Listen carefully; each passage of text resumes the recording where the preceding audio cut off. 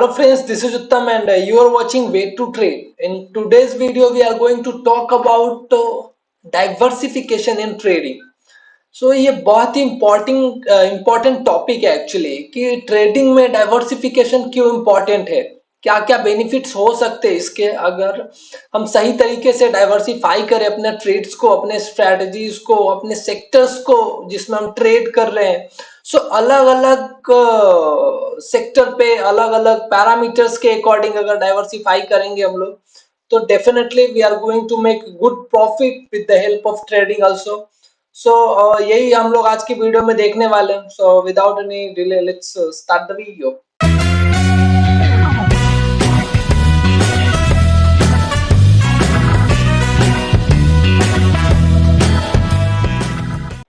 तो सबसे पहले हम लोग ये समझते हैं कि डाइवर्सिफिकेशन होता क्या है। What is diversification? डाइवर्सिफाई करने का सबसे अच्छा तरीका है, जैसे एक छोटा सा एग्जांपल लेता हूं, मैं एग्जांपल के थ्रू समझाने की कोशिश करूंगा। अभी आप किसी भी स्ट्रैटेजी पे ट्रेड कर रहे हो, जब भी आप ट्रेडिंग कर रहे हो तो उसका कुछ ना कुछ रूल होगा। अगर सपोर्ट और रेजिस्टेंस पे ट्रेड कर रहे हो तो रेजिस्टेंस के ब्रेक होने के बाद आप ट्रेड एग्जीक्यूट करोगे, तो ये एक छोटा सा रूल हुआ। सपोर्ट के ब्रेक होने के बाद आप शॉर्ट करोगे या सपोर्ट पे रिट्रेस लेने के बाद फिर से आप लॉन्ग के लिए जाओगे। तो ये एक रूल हुआ, रूल बेस्ड ट्रेडिंग। अब इसको डाइवर्सिफाई करना है मुझे, तो एक इस टाइप का ट्रेड हो गया मुझे। मेरा एक ट्रेड है जिसमें मैं सपोर्ट और रेजिस्टेंस के बेसिस पे ट्रेड करता हूं। ओके, हो सकता है कभी बैंक निफ्टी या निफ्टी में मुझे सपोर्ट और रेजिस्टेंस की वजह से बाई मिले, लेकिन किसी और स्ट्रेटजी की वजह से मुझे सेल का सिग्नल आ रहा है, तो दैट इज डाइवर्सिफिकेशन। अब रिस्क रिवॉर्ड अगर मेंटेन करोगे आप, अगर सपोर्ट और रेजिस्टेंस में आपका रिस्क रिवॉर्ड 1:1 है, ओके, और एक्सक्यूज मी, और किसी और स्ट्रेटजी में आपका रिस्क रिवॉर्ड 1:2 है और मोर देन 1:2 है, तो ओवरऑल आप प्रॉफिटेबल हो सेम स्क्रिप्ट में। तो डाइवर्सिफिकेशन का जो बेनिफिट है यही है कि आपका ड्रॉडाउन रिड्यूस हो जाता है, नेट प्रॉफिट ओवरऑल इंक्रीज हो जाता है, और भी बाकी सारी चीजें हैं जो इस वीडियो में मैं एक एक करके बताने वाला हूं। तो डाइवर्सिफिकेशन जरूरी क्यों है? Why diversification is important in trading? तो ये भी मैंने आई होप कि आप थोड़े बहुत एग्जांपल्स देके मैंने बता दिए। अब इंपॉर्टेंट पॉइंट ये है कि डाइवर्सिफाई करे तो कैसे करें। हाँ, तो इसको पॉइंट बाय पॉइंट मैंने जितना हो सके मुझसे मैंने ट्राई किया है कि मैं एक्सप्लेन करूं। पहला, स्ट्रेटजी वाइज मैं सबको एक एक करके एक्सप्लेन करूंगा। सिंपली ऐसे बता दे रहा हूं जो आपको स्क्रीन पर दिख भी रहा होगा। स्ट्रेटजी वाइज मतलब स्ट्रेटजी को डिफरेंट टाइप के स्ट्रेटजी होने चाहिए। सेक्टर वाइज अलग अलग सेक्टर्स के होने चाहिए। इमर्जिंग मार्केट, जो अभी नए नए मार्केट्स में स्क्रिप्ट्स आ रहे हैं, स्टॉक्स आ रहे हैं। लार्ज कैप, जो लार्ज कैप स्टॉक्स है, या मिड, और दूसरा मिड कैप या स्मॉल कैप, या दोनों को सेपरेट भी ले सकते हो, मैंने यहाँ कंबाइन करके लिया। ओके, क्योंकि मेरे हिसाब से इतना डाइवर्सिफिकेशन इज सफिशिएंट। अब समझते हैं वन बाय वन करके कि एक्चुअल में कैसे है। जैसे हाँ, स्ट्रेटजी वाइज, तो स्ट्रेटजी वाइज क्या करना है, किस बेसिस पे स्ट्रेटजीज को डाइवर्सिफाई करना है। तो मान लो आपके पास दो स्ट्रेटजीज है, ओके, तो आप ड्रॉडाउन को देखो, दोनों स्ट्रेटजीज को। ड्रॉडाउन क्या होता है? तो ड्रॉडाउन इज कंटिन्यूअस लॉस। अगर आपने 100 ट्रेड किए हैं तो 100 ट्रेड्स में जो सबसे ज्यादा लॉस हुआ है, कंटिन्यूअस लॉस, उसको ड्रॉडाउन कहते हैं सिंपली।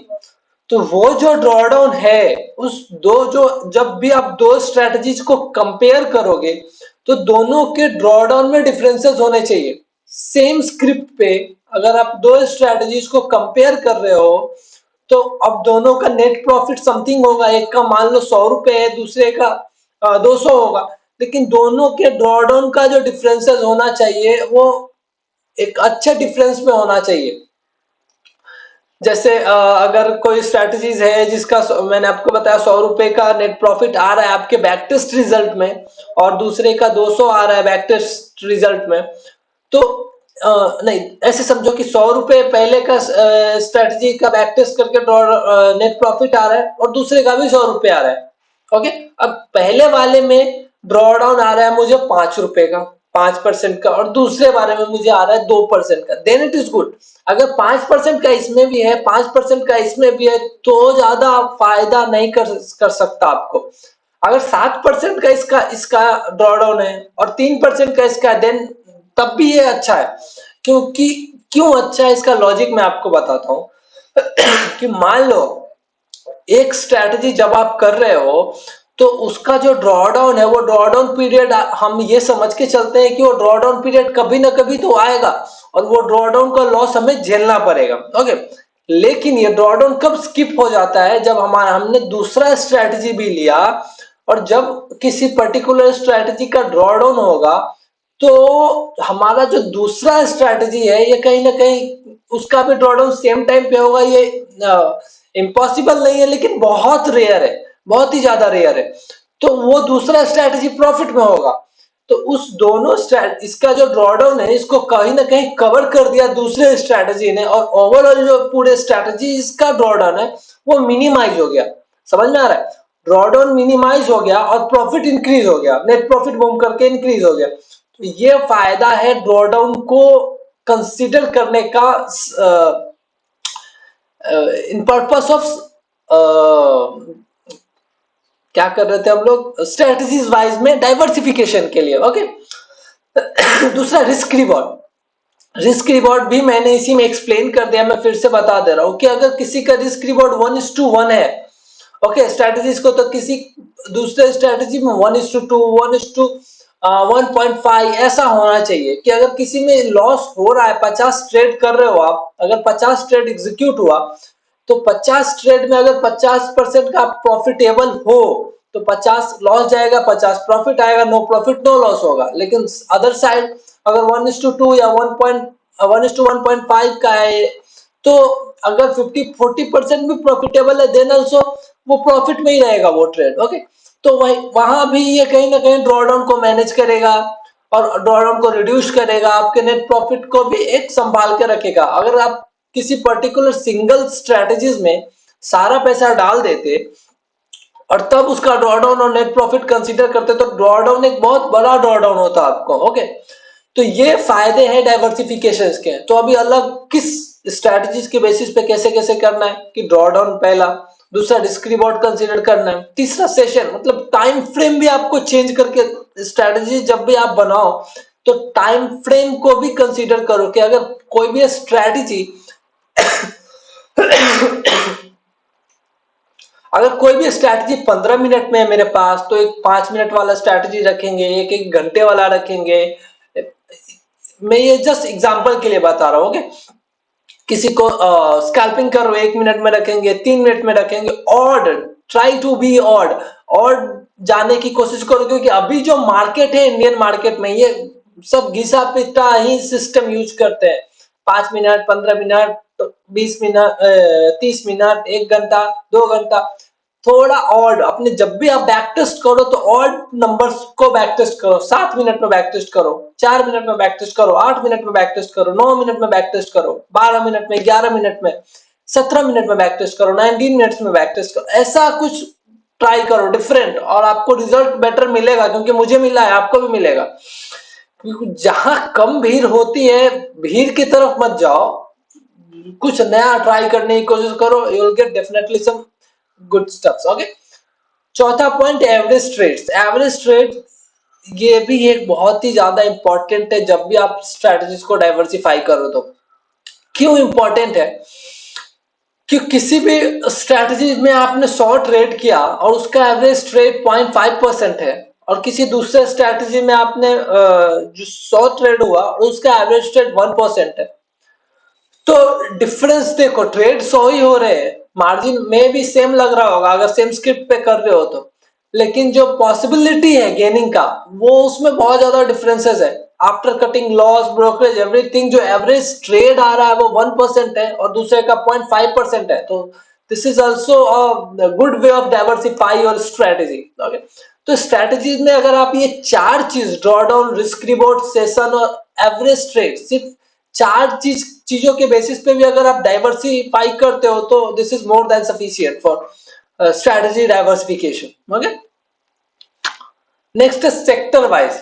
अब जब भी आप स्ट्रेटजीज को डाइवर्सिफाई करो, सॉरी स्ट्रेटजीज का तो हमने एक्सप्लेन किया, क्लियर किया।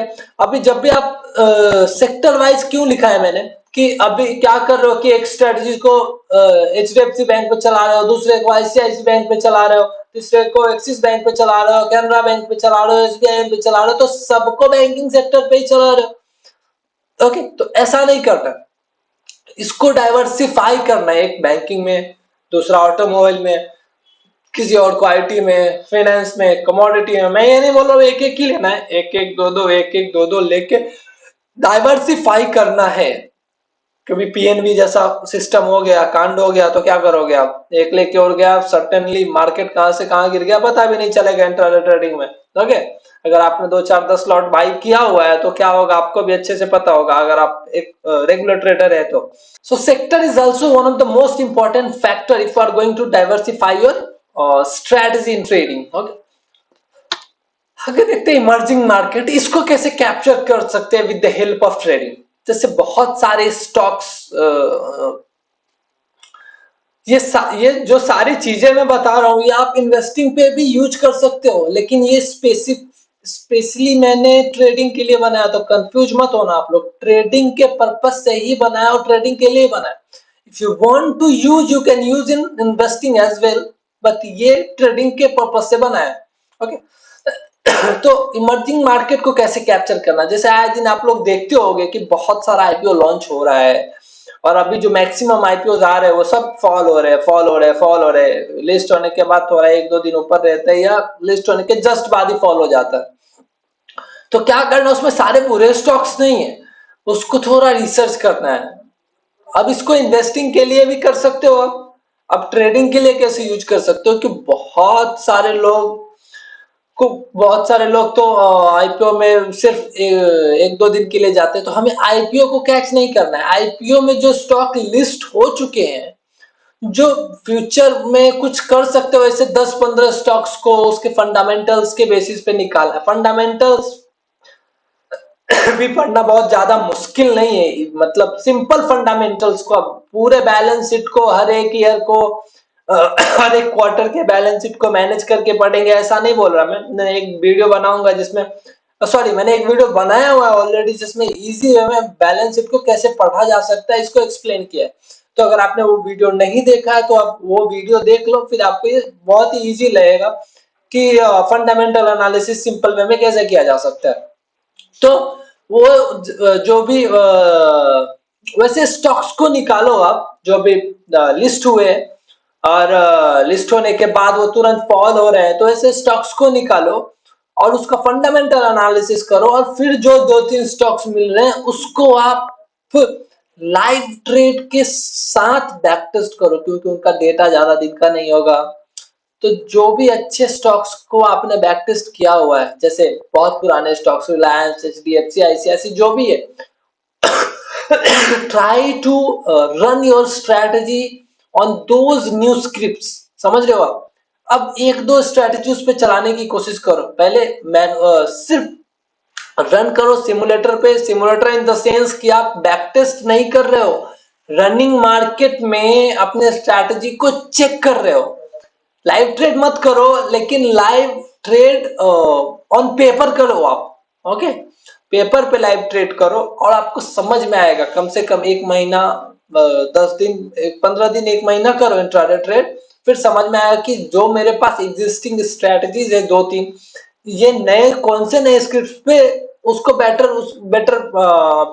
फॉलो कर रही है, बेटर पैटर्न पे फॉलो कर रही है, तो समझ में आएगा, फिर उसके साथ जाओ। तो इमर्जिंग मार्केट को कैप्चर करने का this is one of the best तरीका कह सकते हो आप उसको। ओके, तो इससे है लार्ज कैप।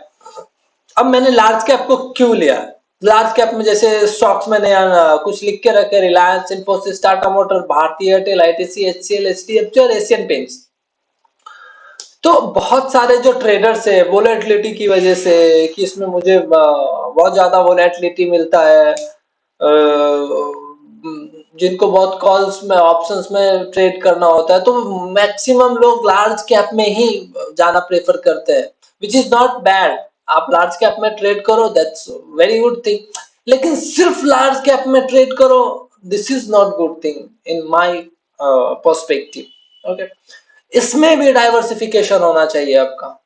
कम से कम large cap, mid cap, small cap में ना करो तो लार्ज कैप और मिड और स्मॉल को आप एक साथ ले सकते हो। तो इस दोनों में 50-50 होना चाहिए। वो 60-40 हो सकता है, 70-30 भी नहीं हो सकता है मे बी, लेकिन होना तो चाहिए डाइवर्सिफिकेशन। सिर्फ लार्ज कैप में आप ट्रेड करोगे विच इज नॉट गुड, क्योंकि ये दुनिया ऐसा है कि कभी भी कुछ भी हो सकता है। तो अपने आप को सेफ रखने के लिए आपको इस सेक्टर में भी इस पैटर्न पे भी डाइवर्सिफाई करना पड़ेगा अपने स्ट्रेटजीज को, अपने सेक्टर्स को। ओके, अब बात करते हैं कि जो हमने ये किया, इससे सीखा क्या, इसका बेनिफिट क्या है डाइवर्सिफिकेशन का। मैंने स्टार्टिंग में थोड़ा शॉर्ट में बताया था, अब आपको खुद समझ में आएगा कि इसका बेनिफिट क्या है। ड्रॉ डाउन रिड्यूस होगा, डेफिनेटली होगा। आप एक स्ट्रेटजी पे 1 लाख रुपया लगाओ और सेम स्ट्रेटजी पे 10 लाख रुपया लगाओ। ओके, और एक स्ट्रेटजी पे जो आपने 10 लाख लगाया है उसका ड्रॉ डाउन क्या होगा, और 10 अलग अलग स्ट्रेटजी पे 10 लाख लगाओ और उसका ड्रॉ डाउन क्या होगा, दोनों में जमीन और आसमान का फर्क होगा। और नेट प्रॉफिट में भी बेटर हो सकता है और एवरेज सेम टू सेम हो सकता है, लेकिन draw down is the most important factor जिससे लोग डर के मार्केट छोड़ के भाग जाते हैं। ड्रॉ डाउन मैक्स प्रॉफिट ये ऐसी चीज होती है कि उसको आप अगर शुरू से कंट्रोल नहीं करोगे, आपको मार्केट से भागना ही पड़ेगा। तो सिंपल सी चीज है, अगर मार्केट में एग्जिस्ट करना है, आपको रहना है, मार्केट से पैसा कमाना है, तो ड्रॉ डाउन को दिमाग में लेके चलना पड़ेगा। ओके, दूसरा, net profit will increase. Definitely net profit भी इंक्रीज होता है, और जब आप करोगे आपको पता चलेगा। और इन सबसे दूर जो सबसे इंपॉर्टेंट चीज है वो कॉन्फिडेंस बिल्डिंग।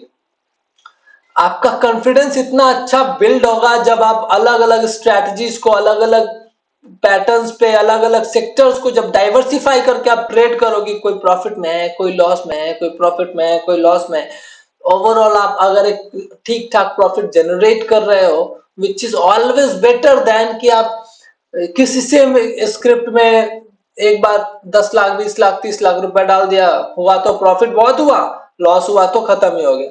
तो इससे बहुत ही बेटर है कि आप छोटा छोटा छोटा छोटा प्रॉफिट हमेशा धीरे धीरे कमाते रहो। और this is the only way of generate money from this market. Simple. अगर आप कोई है जुए जैसा कुछ कर सकते हो तो वो जुआ ही हो जाएगा, गैम्बलिंग ही हो जाएगा। हम लोग ट्रेडर्स है, तो ट्रेडर्स को ट्रेडिंग की नजरिए से देखेंगे। एक्चुअल जो ट्रेड होता है, उसके ट्रेड मतलब क्या, व्यापार, तो उसके तरीके से देखेंगे, फिर definitely we can achieve good things in this market. Okay, so I hope you guys like this video. Please like my video and subscribe this channel for more informative videos related trading or investing. Thank you, have a good day.